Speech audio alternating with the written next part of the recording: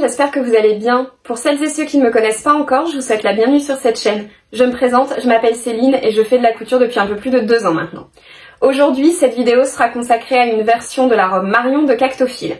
Si vous ne connaissez pas Cactophile, je vous mets le lien de sa plateforme juste en dessous. Sachez que derrière cette marque se cache Pauline, une créatrice de patrons autodidacte qui propose des patrons femmes, des patrons enfants, en solo ou en duo. Mais revenons-en tout de suite à notre patron du jour, celui donc de la robe Marion de Cactophile. Et donc pour la version que j'ai choisi de vous proposer dans ce tuto vidéo aujourd'hui, il s'agit de celle où vous avez le cache-cœur sur le devant et le dos noué. C'est parti pour la suite. Avant de passer à la coupe ou à la couture de votre tissu, pensez à bien laver celui-ci pour éviter tout rétrécissement par la suite. Après avoir repassé votre tissu, positionnez vos pièces sur celui-ci envers face à vous en suivant le plan de coupe indiqué sur le patron. Pour avoir une coupe régulière, je vous conseille de toucher le moins possible votre tissu au moment de la coupe et de veiller à ce que la lame de vos ciseaux reste en contact permanent avec le support sur lequel vous avez posé votre tissu. Il faut les lever le moins possible. En ce qui concerne vos repères de pince ou les crans à marquer sur votre tissu, je vous conseille de les réaliser au ciseau en coupant dans le tissu sur quelques millimètres à l'endroit indiqué. Une fois les crans des pinces marqués, on va dessiner les pinces sur l'envers du tissu sans attendre. Pour ce faire, je vous invite à marquer la pointe de votre pince avec une aiguille. Une fois la pointe marquée, vous allez prendre une règle pour venir tracer votre pince en joignant tout simplement l'écran fait au ciseau à l'endroit où se trouvait la pointe de votre aiguille. Une fois vos deux devants coupés, je vous invite à couper vos rectangles de jupe en suivant les mêmes conseils pour la coupe du tissu.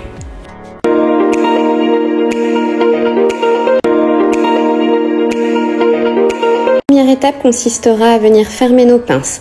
On place donc notre tissu envers face à nous, là où nos pinces sont dessinées, et on va venir plier au niveau de ces pinces, afin de faire correspondre nos lignes des deux côtés. On maintient ce pli par des épingles avant de passer à la machine. Une fois à la machine, on va venir coudre sur la ligne de pince que l'on voit sur notre tissu, en faisant un point d'arrêt au début de notre couture. Puis on part sur un point droit. Arrivé à la fin de notre pince, on ne réalise pas de point d'arrêt, mais on continue à faire quelques points afin de réaliser une petite chaînette. Puis on tirera sur le fil pour le laisser dépasser avant de le couper et on vient fermer la couture par 2 ou 3 nœuds. On procède de la même manière pour l'ensemble des pinces à réaliser.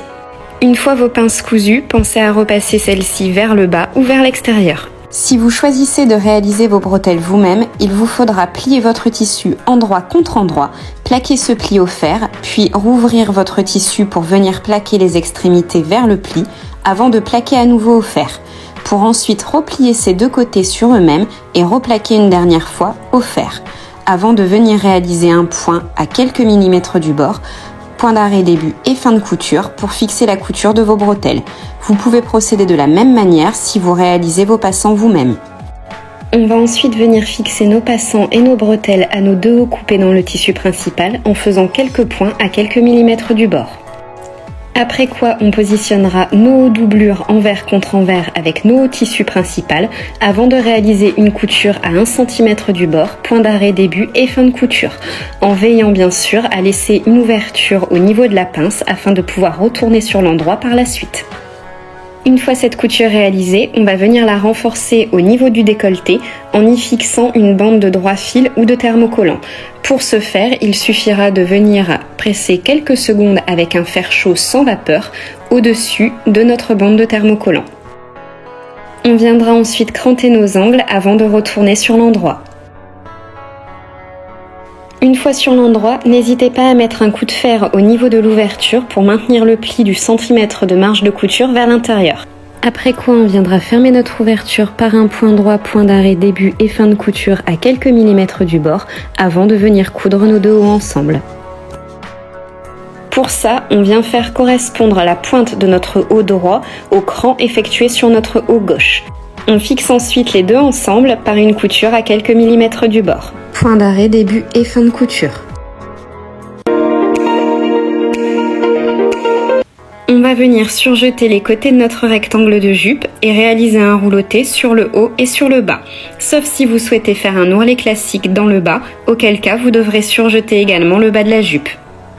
Ensuite, il faudra coudre l'élastique sur le haut de notre jupe en se plaçant à 2 cm du bord envers du tissu face à nous. Pour ce faire, on va diviser notre élastique et notre jupe en 4, le but étant ensuite de faire correspondre les différents pans de notre élastique et de notre jupe ensemble, ce qui permet de répartir l'élastique de manière équitable. Une fois cette répartition faite, on passe à la machine. On va placer le bord de notre tissu envers face à nous au niveau du repère qui se trouve à 2 cm de notre aiguille. Ce repère nous servira de guide tout au long de la couture. L'élastique se trouvera pile en dessous de notre aiguille. On va coudre sur l'élastique au point droit, point d'arrêt début et fin de couture. Pour répartir correctement l'élastique, on va tendre celui-ci en se servant des repères faits précédemment avec nos aiguilles.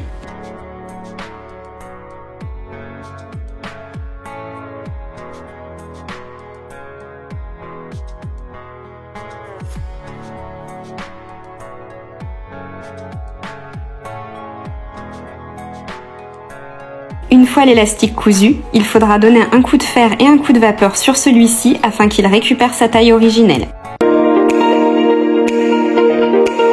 On va venir mettre une aiguille pour repère au niveau du milieu de notre haut et on procède de la même manière sur la jupe. Le but étant de venir faire correspondre nos milieux haut et jupe ensemble.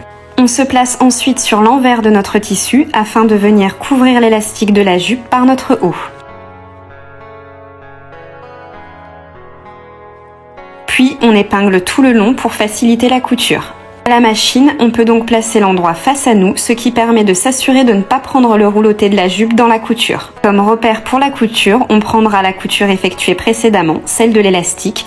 On placera donc notre pied presseur au bord de celle-ci et on la suivra tout du long. On part sur un point droit, point d'arrêt début et fin de couture.